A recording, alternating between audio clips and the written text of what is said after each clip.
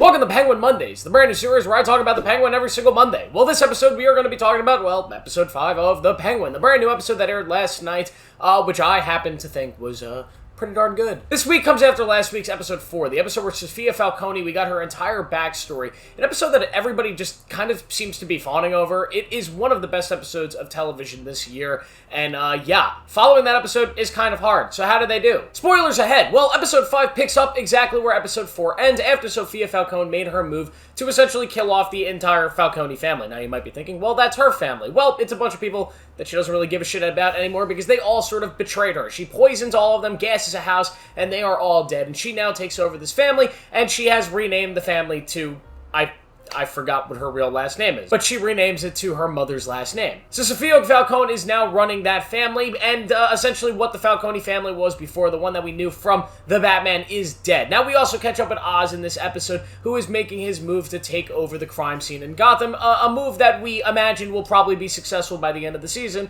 because of course he's the Penguin. He's the Penguin, he's gonna run crime in Gotham come the Batman 2. And we really get to see some stuff from Oz in this episode that reaffirms this idea that, yeah, he's a bad guy. He's a villain. This is not a show about an anti-hero. It's not a show about trying to make sense of a villain and trying to tell you, hey, this guy's actually a decent dude who has really good qualities to him, and he's a really nice, moral man.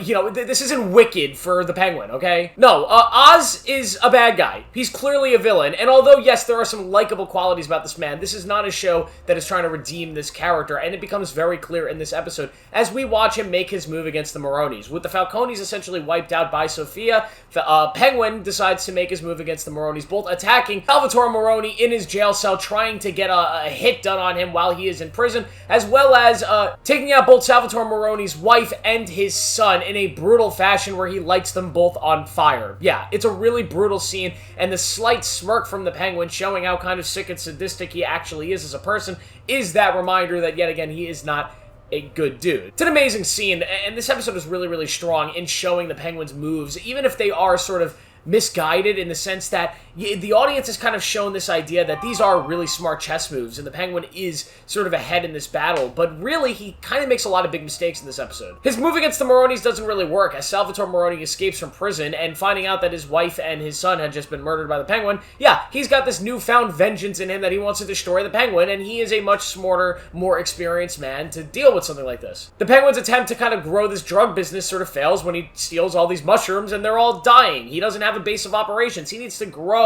sort of his entire business from the ground up. So he's really not in a great spot, despite the fact that he does take a big shot at the Maronis and the fact that the Falcones are essentially gone, except they're not, because we see an incredible scene where Sophia Falcone becomes the Dawn of this new family. We see her give a speech to all these men who are not made men, who are kind of these throwaways, who are kind of like Oz themselves, who want to earn something in this family, want to earn something in this life. And it's such a great scene, and then she shoots the main Falcone guy who's been kind of, a main character in this show, and it's just a really great sequence, and she has finally become this really dark main villain mob boss we expected her to become, and a much more likable character, to be honest, than Oz, which is a great scenario to be in, because the show is Oz's show, he's the main character, but the villain is a better and more likable human being. That's such an interesting concept, and I enjoy it. The episode ends with Salvatore Maroni and Sophia Falcone making an alliance. They are going to join their families and go after Oz. Now, obviously, we can see the direction the show's going for. The entire Mafia is uniting against Cobblepot, against this guy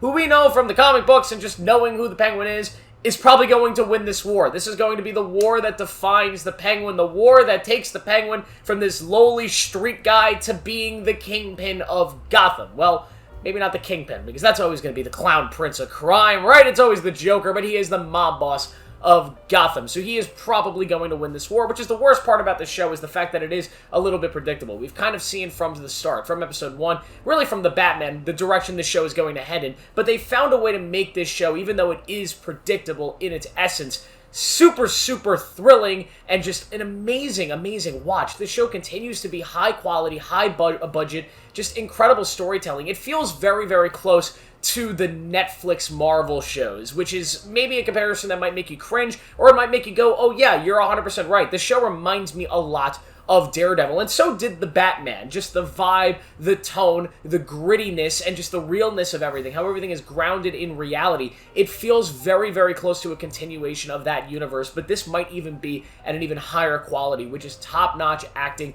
great set pieces. I really love Victor and the whole arc he's going on, and I cannot wait to see where it goes, and if he actually is Victor Zsasz, that would be such a cool connection. The show, even with the absence of Batman, which is strange, like earlier in the episode, all the, the whole Falcone family's wiped out and they're doing a big investigation. And in my mind, I'm like, remember when the mayor got wiped out and the Batman was there investigating? I feel like he would be there after the Falcones are wiped out. He would be there investigating that. I also feel like Jim Gordon would be there. And really just makes me think the reason those characters are not in this show is not for the reasons that they're saying, because they would be distracting. No, they didn't want to pay for it, which is fine. Just say it. Just say we didn't want to pay for it. But I really love this episode. I really love where they're going with the show. Yet again, my only main complaint is I hope they start really bringing in the wider scope of Gotham. If they want the city to feel like a living, breathing, connected Batman universe, I really like how it has been very contained so far, and that has benefited this show because it's allowed it to be its own beautiful, amazing thing. But I think there comes a time where the universe needs to feel like a gigantic Batman universe. If that means introducing new characters that we did not expect to be in the show, that's one thing, but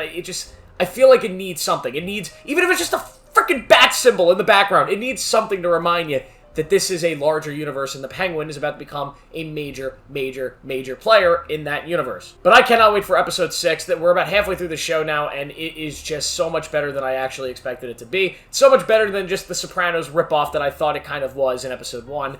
And yeah, I'm super, super excited about this. And what do you guys think of the Penguin episode 5? Let me know down below. Please make sure to subscribe, turn on notifications, all that nonsense. And yeah, I'll see you in the next one.